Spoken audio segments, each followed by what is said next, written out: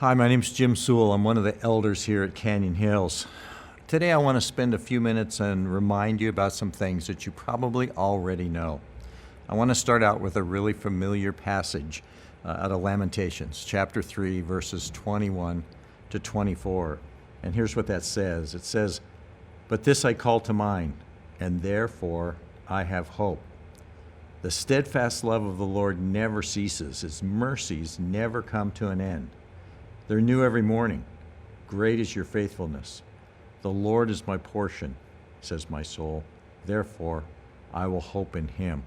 That's a familiar passage that we have heard many times. Notice in verse 21 it says, "I call to mind." That means I make myself remember. I do things intentionally to make myself remember. These are the times that we put in place the steps to help us remember where God has shown himself in our lives. Those are very important. These steps bless us. The result, in verse 21, we have hope because we've called to mind those things, how God has blessed us.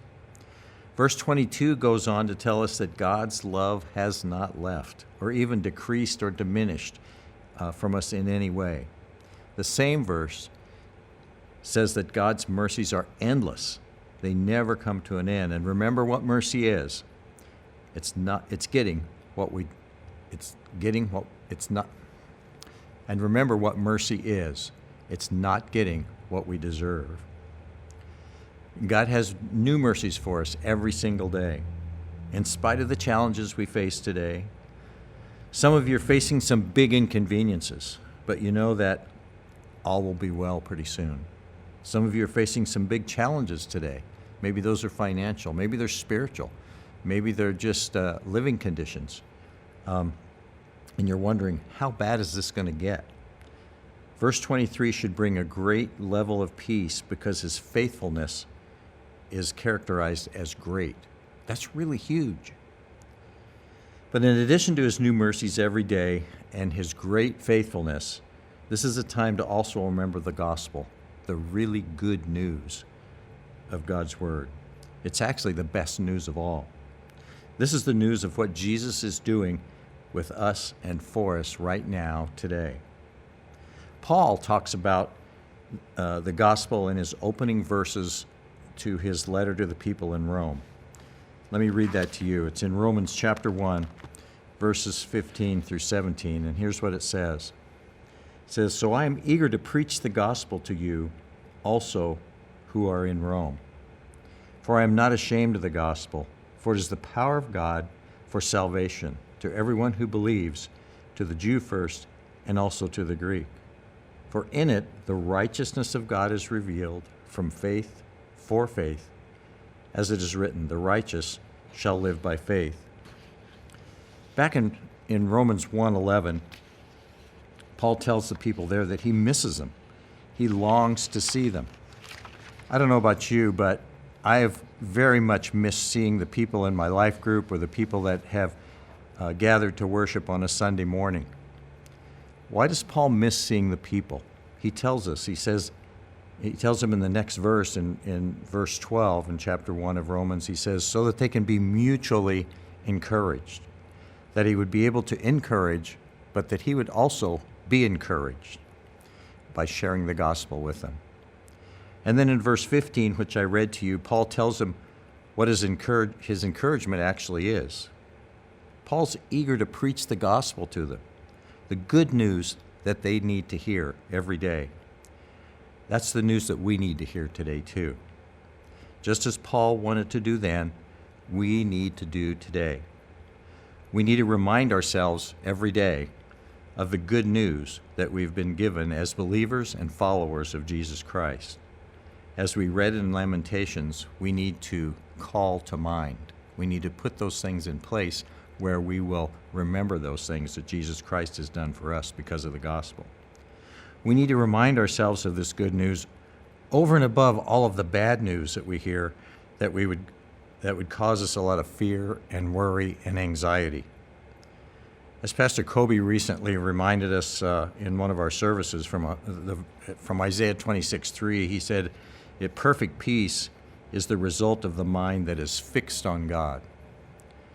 We can't ignore the news that we hear, and we really need to be kept informed, but as believers and as Christians, it can't be allowed to be the dominant message that fills our thoughts and conversations every single day. Just a few verses later in Romans 1 and verse 15, he tells them, I'm not ashamed of the gospel. So with so many distractions that we have now and the bad news that we hear on the news and on the radio and all over the place, some of us act like we're ashamed of the good news. We can't do that. As a side point, I think it would be well for all of us to limit our time of listening to those media reports and those news reports and our favorite news channel or radio talk show.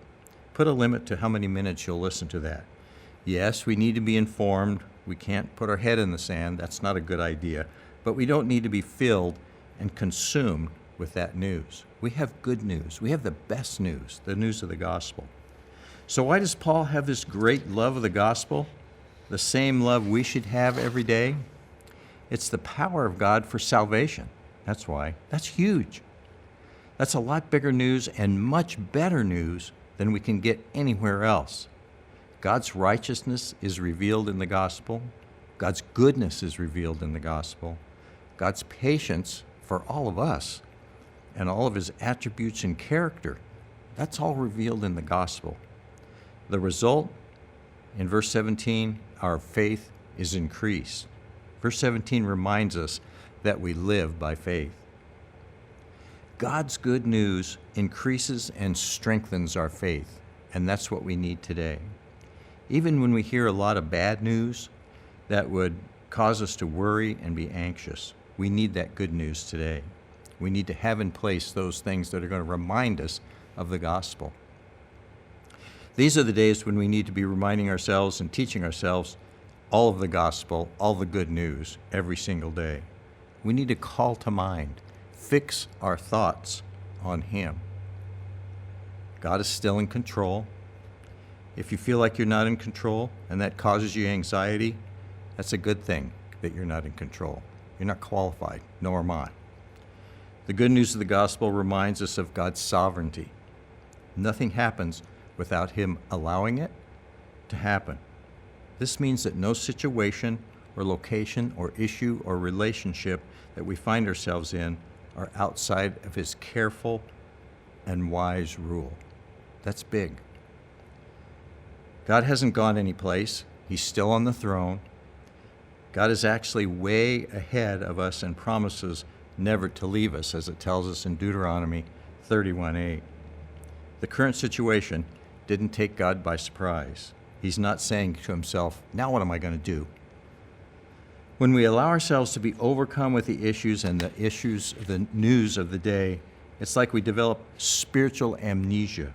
We forget what we've already learned.